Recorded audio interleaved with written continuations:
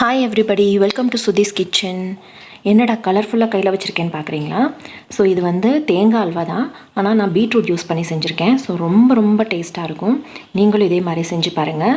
ரொம்ப சிம்பிளான ரெசிபி. ஒரு 10 நிமிஷத்தில் நம்ம கெஸ்ட்டு வந்தால் ரெடி பண்ணி கொடுத்துடலாம். ஸோ வீட்டில் தேங்காய் நிறைய இருந்துச்சு அப்படின்னா இந்த மாதிரி ஒரு ரெசிபியை வந்து நீங்கள் ட்ரை பண்ணி பார்க்கலாம். ஸோ பீட்ரூட் வந்து குழந்தைங்க சாப்பிடாத குழந்தைங்க இதில் ஆட் பண்ணிக்கலாம். அதுக்காக தான் இந்த பீட்ரூட் சேர்த்து செஞ்சுருக்கேன். ரொம்ப ரொம்ப எம்மியாக வந்திருக்கு. பாருங்கள் எப்படி பண்ணலாம் அப்படிங்கிறத. ஸோ வாங்க இதுக்கு என்னென்ன தேவை அப்படிங்கிறத நான் சொல்லிடுறேன். ஸோ தேங்காய் வந்து நான் ஒரு 3/4 மூடி அளவுக்கு நல்லா எடுத்து துருவி வச்சுருக்கேன். பாருங்கள் ரொம்ப வந்து உதிரியாக இருக்குது. அப்புறம் வெல்லம் வந்து ஒரு 1/2 கப் எடுத்து வச்சுருக்கேன். பீட்ரூட் ஜூஸு, ஒரு பீட்ரூட்டை எடுத்து நல்லா சாறு பிடிஞ்சி வச்சுருக்கேன். நல்லா ஜூஸ் எடுத்து எக்ஸ்ட்ராக்ட் பண்ணி வச்சுக்கோங்க.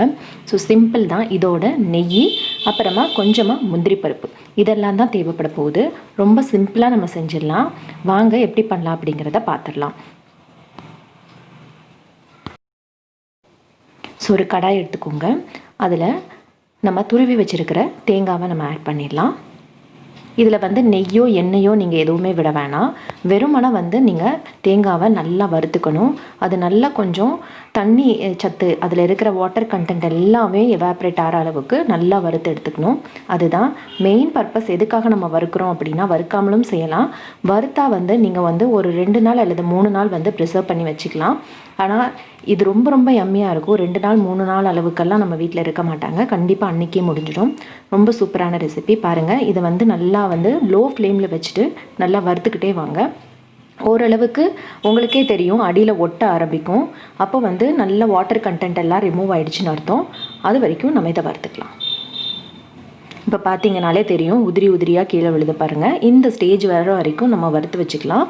வறுத்துட்டு இதை நம்ம என்ன பண்ண போகிறோம் அப்படின்னா, இதை நல்லா வந்து அரைச்சி எடுத்துக்க போகிறோம்.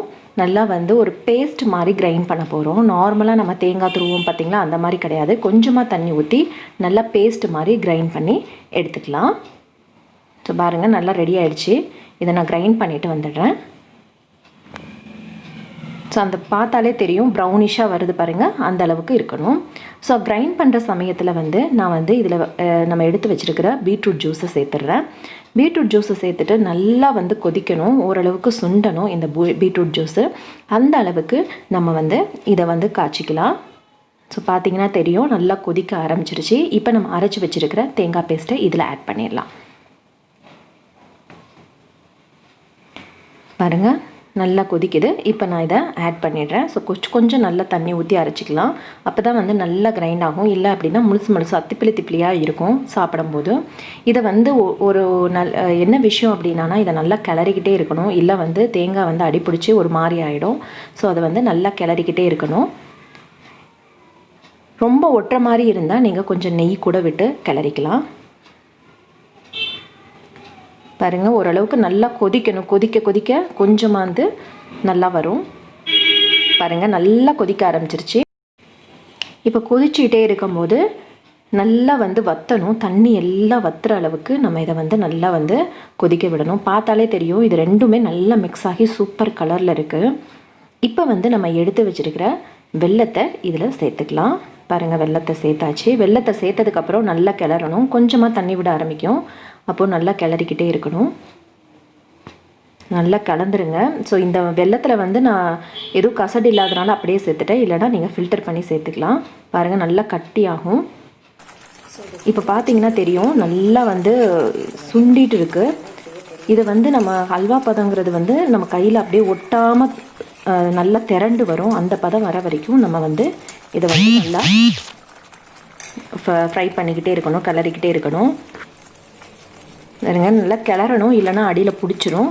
அடியில் பிடிச்சிட்டிங்கன்னா அதுக்கப்புறமா நீங்கள் வந்து சாப்பிட்றது வந்து ஒரு மாதிரி டேஸ்ட்டே டிஃப்ரெண்ட்டாக இருக்கும். இப்போ அடியில் பிடிக்கிற மாதிரி இருந்தால் கொஞ்சமாக இந்த மாதிரி நெய் சேர்த்துக்கலாம். இப்போ பார்த்தீங்கன்னா நல்லா சுருண்டு வருது பாருங்கள். இந்த ஸ்டேஜ் வர வரைக்கும் நம்ம நல்லா கிளறிடணும். இப்போ நான் நெய்யில் வறுத்த முந்திரி பருப்பை இதில் சேர்த்துட்றேன். நல்லா கிளறிக்கிட்டே இருங்க. பாருங்கள், நல்லா நீங்கள் கிளறிக்கிட்டே இருக்கும் போதே உங்களுக்கே தெரியும் நல்லா அப்படியே வந்து திரண்டு வருது. அந்த ஸ்டேஜ் வர வரைக்கும் நம்ம நல்லா பண்ணலாம். ஸோ கோகனட்டில் வந்து நம்ம சொன்ன மாதிரி கால்சியம் இருக்குது, அப்புறமா வந்து பீட்ரூட்டில் அயன் கண்டென்ட் இருக்குது. ஸோ வந்து இதை நீங்கள் சேர்த்து கொடுக்கும்போது குழந்தைங்க கண்டிப்பாக சாப்பிடுவாங்க. அப்போது தேங்காய் ஸ்வீட் சாப்பிடாத குழந்தைங்க இருக்க மாட்டாங்க. பீட்ரூட்டும் சேர்ந்து கலந்து கொடுக்கும்போது கலர்ஃபுல்லாக இருக்கும். இன்னொன்று நம்ம எந்த ஃபுட் கலரும் ஆட் பண்ணல. ஸோ ரொம்ப நல்லாயிருக்கும். கடைசியில் ஏலக்காய் சேர்த்தாச்சு. அவ்வளோதான், ஃப்ளேவருக்கு ஏலக்காய். இப்போ பார்த்தீங்கன்னா பாருங்களேன், ஒட்டாமல் வருது பாருங்கள், இதுதான் பதம். ஸோ இந்த ஸ்டேஜில் வந்து நம்ம இறக்கிட வேண்டியதான். பாருங்கள், சூப்பராக ரெடி ஆகிடுச்சு. இதை வந்து வேறு கண்டெய்னரில் வேறு பிளேட்டுக்கு ட்ரான்ஸ்ஃபர் பண்ணி வச்சுக்கலாம். இதை நீங்கள் 2லேருந்து 3 நாள் வரைக்கும் நல்லா ப்ரிசர்வ் பண்ணி வச்சுக்கலாம். ஸோ எவ்வளோ தேங்காய் போட்டோம் பாருங்கள், ரொம்ப கொஞ்சோண்டி தானே இருக்குது. ஸோ இது வந்து ஒரே நாளில் காலி ஆகிடும். இதோட டேஸ்ட்டை பார்த்தாலே ரொம்ப யம்மியாக இருக்கிறதுனால சீக்கிரமாகவே காலி ஆகிடும். பாருங்கள், இப்போ ஒட்டவே இல்லை, கடாயிலேயே ஒட்டலை. ஸோ நம்ம நான்ஸ்டிக் யூஸ் பண்ணால் ரொம்பவே ஒட்டாது. பாருங்கள், இது சூப்பராக அப்படியே ஒட்டாமல் வருது. ஸோ நம்மளுடைய அல்வா ரெடி ஆகிடுச்சு. அவ்வளோதான், ரொம்ப சிம்பிளான ப்ராசஸ் தான். 10 நிமிஷத்தில் பீட்ரூட்டும் தேங்காய் நார்மலாக வீட்டில் இருக்கும். பீட்ரூட்டும் வந்து மோஸ்ட்லி நம்ம வச்சுருப்போம் குழந்தைங்க இருக்கிற வீட்டில். அப்போது சூப்பராக வந்து யம்மியாக ஒரு அல்வா, ஒரு ஸ்வீட் குழந்தைங்களுக்கு ஈஸியாக பண்ணி கொடுத்துடலாம். இந்த வீடியோ பிடிச்சிருக்குன்னு நம்புகிறேன். பிடிச்சிருந்தா என்னோட சேனலை சப்ஸ்கிரைப் பண்ணுங்கள், லைக் பண்ணுங்கள், ஷேர் பண்ணுங்கள், கமெண்ட் பண்ணுங்கள். இன்னொரு சூப்பரான வீடியோவில் சந்திக்கலாம். until then, bye from Sudhi's Kitchen.